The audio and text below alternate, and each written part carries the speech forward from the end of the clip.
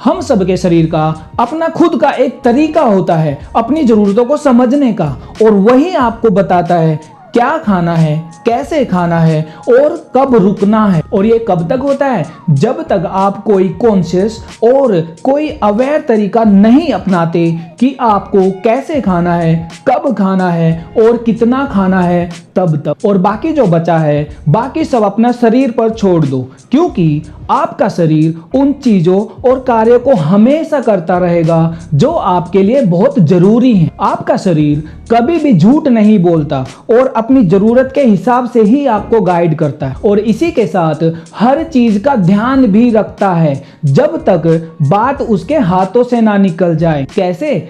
तो चलो मुझे बताओ, क्या आप अपने शरीर में कैल्शियम या मैग्नीशियम का बैलेंस खुद से कंट्रोल करते हो? और क्या आप खुद से ही blood pH, cell volume, respiration और भी जो सारी प्रोसेस होती हैं, क्या उनको खुद से ही कंट्रोल करते हो? जहां तक मुझे पता है, बिल्कुल भी नहीं। और मुझे ये भी पता है ज्यादातर लोगों को तो इसके बारे में पता भी नहीं होगा कि हमारे शरीर में इतनी सारी चीजें हो रही हैं। तो फिर ये सारी चीजें कंट्रोल में कैसे रहती हैं? और ये सारी चीजें तब तक कंट्रोल में रहती हैं जब तक कि कोई ऐसा काम ना किया जाए जो इनके काम को अफेक्ट करता हो। फिर भी ये सारी चीजें अच्छे से काम करती रहती हैं, क्योंकि आपका शरीर इन सारी प्रोसेस को कंट्रोल करता है और आप टेंशन फ्री रहते हो। तो बाकी सारी चीजों के जैसे ही भूख को भी आपका शरीर ही कंट्रोल करता है।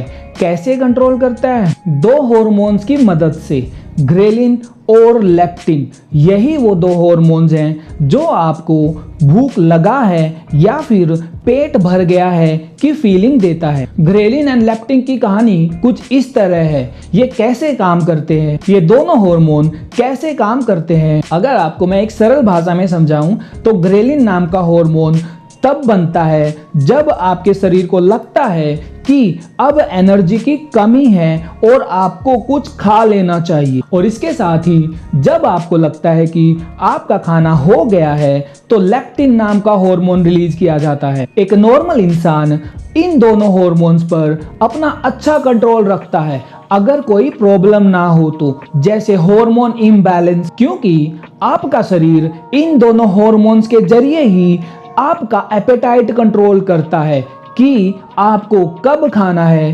कितना खाना है, कैसे खाना है और इसके साथ ही कब रुकना है। जब आपके शरीर को लगता है कि एनर्जी की कमी हो गई है तो ग्रेलिन रिलीज किया जाता है, और जब आपके शरीर को लगता है कि अभी आपका खाना हो गया है तो लेप्टिन रिलीज किया जाता है। और ये जो प्रोसेस होती है, इसी के कारण या फिर इसी का रिजल्ट होता है इवोल्यूशन। जब आप खाना अच्छे से खाते हैं तो ग्रोथ होती है, काम अच्छे से होता है। और ये कब होता है?